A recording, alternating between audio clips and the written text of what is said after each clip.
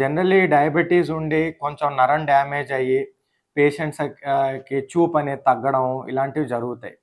ఇలాంటి పేషెంట్స్ గూడా రేపు మొన్నాడు చనిపోయాక వాళ్ళ they can donate their eyes or their children can also give permission for donating the eyes. అంటే వాళ్ళు ఒకవేళ అనుకుంటే మా కళ్ళు డొనేట్ చేయాలనుకుంటే మీకు షుగర్ వల్ల లేదా క్యాట్రాక్ట్ సర్జరీ వల్ల లేదా ఎనీ టైప్ ఆఫ్ సర్జరీ జరిగింది in the I which is related to diabetes, అది కన్ను పనికొస్తుంది. కేవలం నల్లగుడ్డు ఇంటాక్ట్ ఉండాలి. ఆ నల్లగుడ్డు ఇంటాక్ట్ ఉంటే ఆ మనిషి కన్నుని దానం చేయొచ్చు. సపోజ్ నల్లగుడ్డు మీద సర్జరీ జరిగితే ఆ కన్ను మనకి దానం చేయడానికి పనికిరాదు.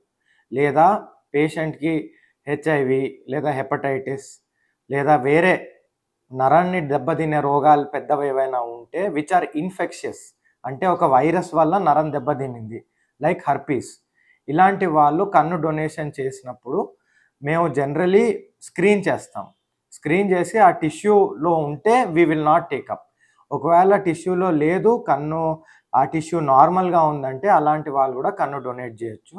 బట్ మెయిన్ హెపటైటిస్, హెచ్ఐవి ఇంకా హర్పీస్ ఇన్ఫెక్షన్ ఉన్న వాళ్ళు కంటికి డొనేట్ చేయడానికి they are not indicated. Diabetes వల్ల కన్నులో ఏదైనా వ్యాధి వచ్చినా పేషెంట్ నల్లగుడ్డు బాగుంటే ఆ పేషెంట్ తన కన్ను డొనేట్ చేయొచ్చు. లాసిక్, ఐసిఎల్ రెండు చికిత్సలు బేసికలీ పేషెంట్కి కళ్ళజోడు నుంచి ఇండిపెండెన్స్ లేదా కళ్ళజోడు లేకుండా వాడు ఒక నార్మల్ వ్యక్తి చూసినట్టు చూసేయడానికి హెల్ప్ చేసే ప్రొసీజర్స్. ఎవరికైతే లాసిక్ అప్లికబుల్ కాదో వాళ్ళు ఐసిఎల్ అనే ప్రొసీజర్ చేసుకోవచ్చు. లాభాలు రెండు సిమిలర్గానే ఉంటాయి. రెండిట్లో ఒకటి బెస్ట్ ఒకటి కాదు అని చెప్పలేము. ప్రతి పేషెంట్ బట్టి ఉంటుంది. పేషెంట్కి హై పవర్స్ ఉంటే -10, -12, -15 అలాంటి వాళ్ళకి ఐసిఎల్ అనేది బెస్ట్ ఆప్షన్. పేషెంట్స్కి 4, 3 లేదా 5 కూడా ఉంటే నల్లగుడ్డు థిక్నెస్ నార్మల్గా ఉంటే వాళ్ళకి లాసిక్ అనేది బెటర్ ఆప్షన్. గ్లకోమాలో జనరలీ మెడిసిన్స్ వల్ల మనకి ప్రెషర్ కంట్రోల్ చేసి చూపు అనేది ప్రిజర్వ్ చేయడం జరుగుతుంది. బట్ సర్టన్ కేసెస్ అంటే మనకి ఆల్మోస్ట్ 4 వెరైటీల మందులు వాడినా కూడా ఒకవేళ ప్రెషర్స్ ఆర్ నాట్ కంట్రోల్డ్, అప్పుడు then we have to go for surgery. నా సర్జరీ చేశాక మెయిన్ ఎయిమ్ ఏంటంటే ఒక గ్లకోమా సర్జరీది ప్రెషర్ కంట్రోల్ చేయడం. చూపు అనేది మీకు ముందరలానే చూపు ఉండొచ్చు, దాని నుంచి ఇంకా డిటీరియేట్ అవ్వకుండా కాపాడుతుంది.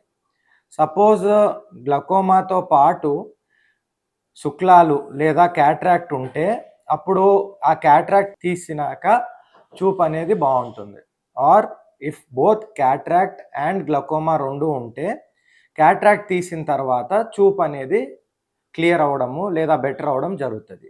బట్ ప్లెయిన్గా ఉట్టి గ్లకోమా ఉండి మనం సర్జరీకి వెళ్తే ఆ surgery aim is only to maintain the pressure, లేదా it is not meant to give vision కోసం కాదు, కేవలం ప్రెషర్ కంట్రోల్ చేయడానికే మనం ఆ గ్లకోమా సర్జరీ చేస్తున్నాము. ఎందుకంటే ఉన్న 4 టైప్స్ ఆఫ్ మందులతో కూడా ఆ పేషెంట్ లేదా ఆ వ్యక్తి ప్రెషర్స్ కంట్రోల్ రాలేకపోవడం వల్ల మనం సర్జరీకి వెళ్తున్నాం.